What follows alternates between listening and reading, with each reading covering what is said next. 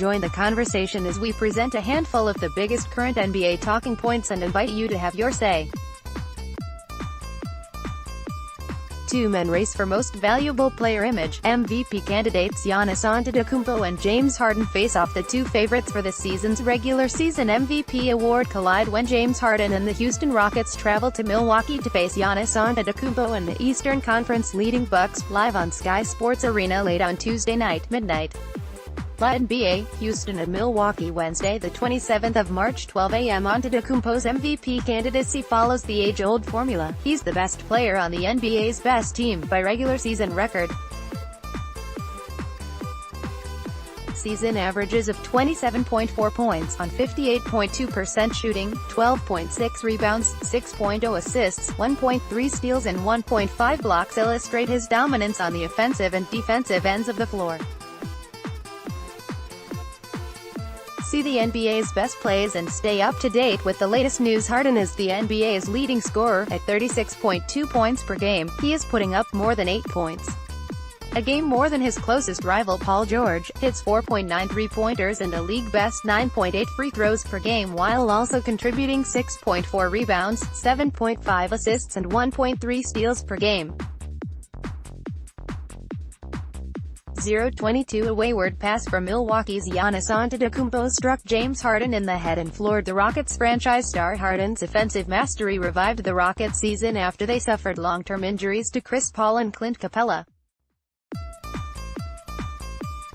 Putting the team's offense squarely on Harden's shoulders was, for the best part of 30 games, the only way Houston could win. And he has delivered the victories that have propelled the Rockets up the West standings. Either superstar would be a worthy Most Valuable Player, but only one can win. Who's your pick? Embiid or Jokic for first-team All-NBA? Image. Joel Embiid scores at the rim against Cleveland. The two guard and two forward spots on this season's All-NBA first team appear to be pretty much locked in. A backcourt of James Harden and Stephen Curry seems a likely outcome when MVP contender Giannis Antetokounmpo and Paul George, who played at MVP level for much of the season until a shoulder injury set him back, destined for the forward berths. The center spot is a different story, however. Joel Embiid and Nikola Jokic are both worthy choices, but they can't both be selected. And it is almost impossible to separate them. Image. Nikola Jokic celebrates a basket during the Nuggets' win in Boston. Jokic has led the Denver Nuggets to the upper echelons of the Western Conference with his scoring, rebounding and elite-level passing. No big man other than the legendary Wilt Chamberlain has produced more assists over the course of the season. Embiid has powered the Philadelphia 76ers to similar success in the East. His scoring and rebounding punch is heavier than Jokic's, and, while he can't match the Serbian star's passing vision, his defense is vastly superior. The selection of All-NBA first-team center is too close to call. Who would you pick? Will the surging Magic make the playoffs? And who missed out if they do? Image. Jonathan Isaac finishes at the rim against Philadelphia 76ers 7 days ago. The only unresolved postseason issue appeared to be whether the Miami Heat would hold off the Orlando Magic for the 8th and final playoff spot. The situation is now more complex.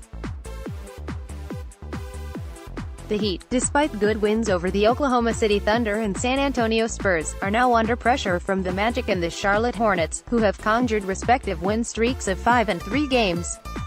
The 6th-placed Brooklyn Nets and 7th-placed Detroit Pistons have hit choppy waters of late and relinquished the breathing space they previously enjoyed.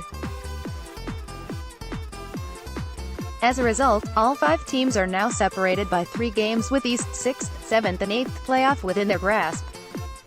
Nikola Vucevic pulls down a rebound against Philadelphia. Although they lead this particular race, the Nets have the toughest remaining schedule, with games against Milwaukee, twice, Toronto, Indiana, Philadelphia, Boston and Portland left on their schedule. Charlotte will play 6 of their remaining 9 games on the road. They have won just 11 of 35 games away from home this season, and have likely left themselves too much to do. As for Inform Orlando, they have the opportunity to have the biggest say over the final 2 weeks of the season with games against Miami, Detroit and Charlotte left on their schedule. Will we see the Magic surge into the playoff spots? And which current playoff-seeded team will suffer late-season heartbreak? Warriors or Nuggets for West's #1 seed? Image, Stephen Curry celebrates during Golden State's win over Indiana. NBA history suggests the road to a three-peat, a third successive NBA title, is never smooth. The Chicago Bulls learned this in the 1990s, as did the Los Angeles Lakers in the 1980s and 2000s. This year the Golden State Warriors are learning the same lesson. When a team's talent is so high that a playoff spot is little more than a foregone conclusion, regular season motivation can be hard to find. Defensive intensity comes and goes. Urgency is something left on hold until the postseason. All those factors played into the Warriors' shocking 35-point home loss to the Dallas Mavericks.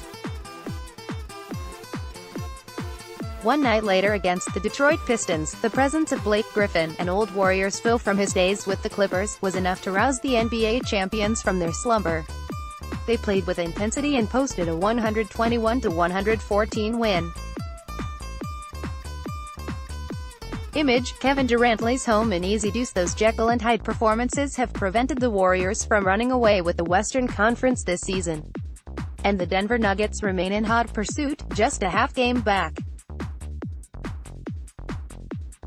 The Nuggets, 30-6 at home but just 19-17 on the road this season, want the #1 seed. It guarantees home court advantage throughout the postseason. The Warriors should want it too, but may not prioritize it over resting their star players ahead of the playoffs.